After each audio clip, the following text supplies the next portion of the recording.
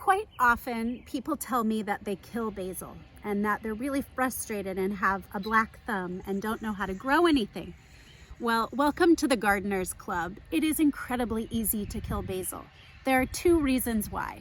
Most often, it's either too cold outside or you've watered it too much. Basil's really a tropical plant, and so if you're killing your basil, try putting it in a sunny location, full day of sunshine, even in a terracotta pot to heat the soil up more, or ease up on your watering. Give it a rest and see if it perks up. If you kill your basil, don't worry, it's just a plant. You can always try again.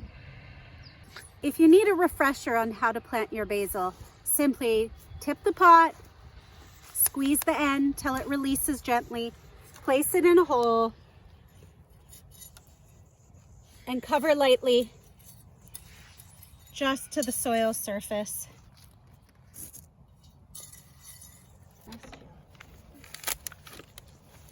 I'll put it in and then you... Little bit.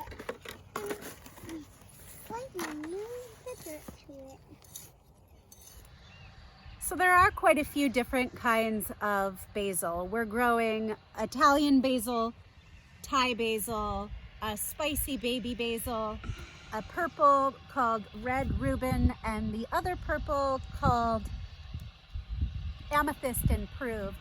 You know, quite a few of them taste almost identical, though I would suggest that the Italian types or the purple type are best used fresh, as the purple tends to get brown when cooked and it doesn't look as palatable as the green varieties.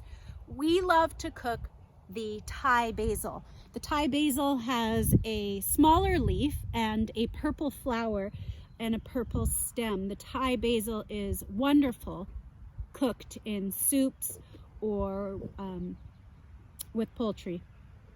If you notice, this Thai basil here has started to set flower, and this is what a basil flower looks like. These flowers will later become the seeds of the basil.